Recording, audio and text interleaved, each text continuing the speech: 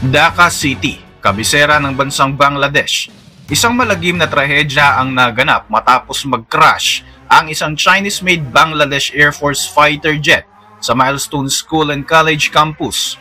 Ang malagim na pangyayaring ito ay ikinasawi ng tinatayang 20 katao samantalang 171 naman ang naiulat na nasugatan.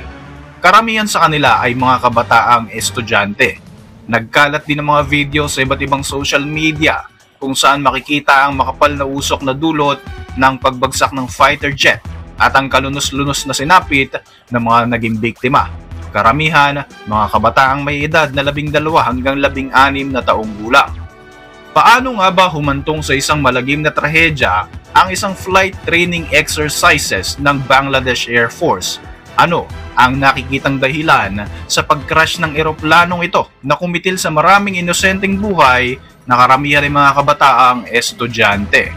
Ako po si Roy Zen, welcome sa Kien Thoughts. Kung hilig mo ang mga ganitong videos, mag-like at mag-subscribe para lagi kang updated sa mga susunod na upload. July 21, 2025, pasado 1:00 ng hapon, lumipad ang isang Chinese-made training fighter jet mula sa Bangladesh Air Force Base, Bir Uttom AK Kandar.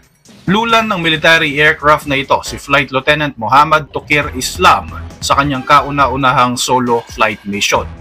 Ang fighter aircraft na kanyang ino-operate ay ang F-7BGI, also known as J-7BI, isang variant ng Chengdu J-7 na ginawa ng Chinese company na Chengdu Aircraft Corporation para sa Bangladesh Air Force.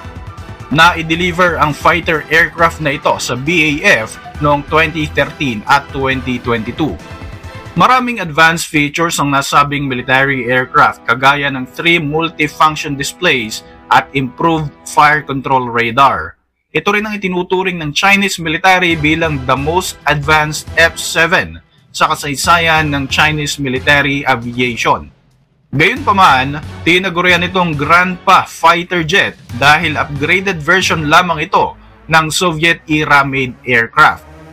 Ayon kay Jacob Barakilas, Research Leader for Defense Strategy Policy and Capabilities, ang fighter aircraft na ito ay isang upgraded version ng makalumang eroplano na Soviet Mikoyan Gurevich MiG-21. Dagdag pa ni Barakilas, ang F-7 na ito ay dinisenyo ng Chinese aircraft manufacturer bilang isang interceptor.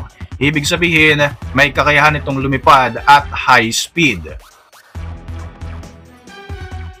Sa hindi inaasahang pangyayari, nagkaroon ng malfunction ng fighter jet na sinasakyan ni First Lieutenant Islam ilang minuto pa lamang mula nang mag-take off ito sa Air Force Base.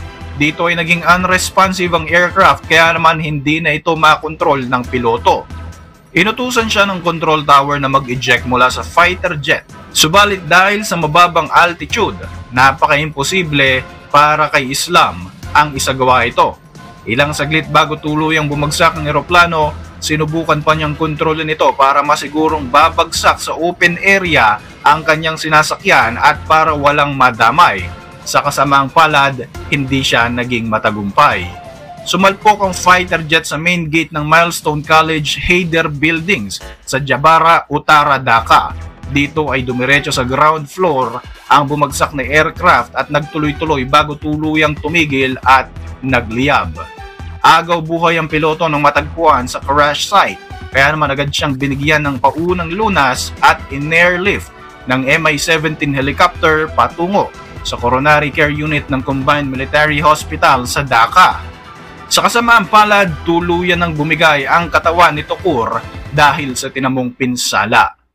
Ang malagim na insidenteng ito ay naganap bago ang school break habang nagkaklase ang mga estudyante. Inararo ng training aircraft ang bubunga ng 7-story building Block 7 bago tuluyang bumagsak sa 2 palapag na gusali na ng mga oras na ito ay mahigit sa 100 elementary at secondary students. Dahil sa tindi ng impact ng pagbagsak ng eroplano, nagtamo ng malaking butas ang mismong gate ng gusali at nagdulot ito ng pagsiklab ng malaking sunog. Ayon sa ilang mag-aaral, nakaramdam sila ng malakas na pagyanig sa buong gusali nang maganap ang pag-crash ng eroplano. Kasunod nito ay nakarinig sila ng napakalakas na pagsabog kaya naman agad silang nagtakbuhan. Matapos pumutok ang balita hinggil sa pagbagsak ng BAF training aircraft sa eskwelahan, dumagsa ang mga nag-aalalang kamag-anak ng mga estudyante sa crash site. Ang iba ay umiiyak at nagpapanik habang inahanap ang kanilang mga anak at mahal sa buhay. Ayon sa mga doktor sa Uttara Adhunik Hospital, mahigit sa 60 students ang dinala sa kanila at tinatayang nasa 12 to 16 years old lamang ang mga ito na inilipat sa National Institute of Burn and Plastic Surgery dahil sa tindi ng naging pinsala ng sunog sa kanilang katawan. Ang Milestone School ay matatagpuan sa isang densely populated area sa Dhaka, Uttara na tinatayang 11 kilometers ang layo mula sa AK Kandar Air Force Base. Itinuturing naman na one of the deadliest plane crash ang kaganapang ito sa Dhaka, Bangladesh. Way back 2008, isa pang F-7 training fighter jet ang nag-crash sa labas ng Dhaka na ikinasawi ng pilotong sakay nito. Ito ay sa kabila ng pag-eject niya mula sa fighter aircraft nang matuklasang mayroon itong technical problem. Agad namang rumisponde ang Bangladesh Fire Services and Civil Defense at nag-deploy ng 9 units ng fire service at 6 na mga ambulansya. I-deploy din ang mga border guards ng Bangladesh para i-secure ang area at tumulong sa ikinasang rescue operation. Sa inisyal na ulat mula sa mga militar, tinatayang 20 katao ang nasawi, kabilang ang piloto ng eroplano habang 171 naman ang nasugatan. 20 sa mga ito ay sinasabing nasa critical pa na kondisyon. Nag-anunsyo naman ang Inter-Services Public Relations o ISPR na inatasan nila ang Bangladesh Air Force na magsagawa ng masusing investigasyon upang malaman ang punot dulo ng malagim na insidenteng ito. Gayunpaman, una na nilang sinabi na malaki ang posibilidad na may technical fault ang Chinese-made aircraft na ito base sa claim ni First Lieutenant Tokir.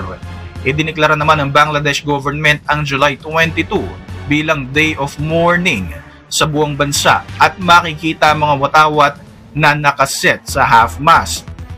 As of early 2025, ang Bangladesh ay mayroong 87 combat-capable aircraft, kabilang na ang iba't ibang variant ng F-7. Mayroong malapit na relasyon ang Bangladesh at ang China. Sa katunayan, maraming beses na itong nagsagwa ng mga joint exercises kasama ang mga Chinese Air Force. Sa kasalukuyan, maraming tao ang kine-question kung ligtas pa ba talagang gamitin ang mga Chinese-made aircraft na ito dahil nga sa makaluma nitong disenyo at talaga namang marami na itong kaso ng plane crash sa iba't ibang mga bansa. Maraming mga Air Force sa iba't ibang mga bansa ang gumagamit pa rin ng Chengdu J-7 fighter jet, kabilang na nga ang People's Liberation Army Air Force na ang China na ginawa sa pagitan ng 1965 at 2013. Karamihan ay mga interceptor aircraft. Ipinadala ng China ang last batch ng mga aircraft na ito noong 2022 at makalipas ang ilang buwan, itinigil na nga nila ang production nito. Sa kabila ng pagiging out of date ng F-7 jet fighter, base sa international standards, patuloy pa rin itong ginagamit ng Bangladesh Air Force. Ayon kasi sa kanila, very affordable at durable daw ito lalo na sa mga light missions and pilot trainings kung ikukumpara sa makabagong mga eroplano na gawa ng ibang mga bansa. Ang F-7 BGI ay ginagamit ng BAF para sa kanilang short-range aerial warfare and trainings. Gayunpaman, tila suki na ng plane crash ang naturang F-7 fighter jet dahil may mga ganitong insidente na rin na naganap sa Myanmar at maging sa Xiangyang, China. Noong June 10, isang Myanmar Air Force Chengdu J-7 fighter jet ang nag-crash sa Pale Township sa Phaing area sa hindi malamang kadahilanan. Isang J-7 aircraft naman ang bumagsak sa isang residential area sa Xiangyang, isang syudad sa Hubei Province of Central China noong pagpasok ng 2022. Ilan pa sa mga bansang gumagamit ngayon ng Chinese-made F-7 BGI bukod sa Bangladesh ay mga bansang Pakistan, Iran, Myanmar, Namibia, North Korea, Sri Lanka, Sudan, Tanzania at Zimbabwe bilang isang interceptor aircraft. Para sa inyong mga reaksyon, mag-iwan lang ng komento sa ibaba ng video na ito. At para manatiling updated sa ating mga susunod na upload, siguruhing mag-subscribe. like mo na rin ang video na ito bilang suporta. Muli, ako po si Roy Z at maraming salamat sa patuloy na pagsubaybay sa ating channel.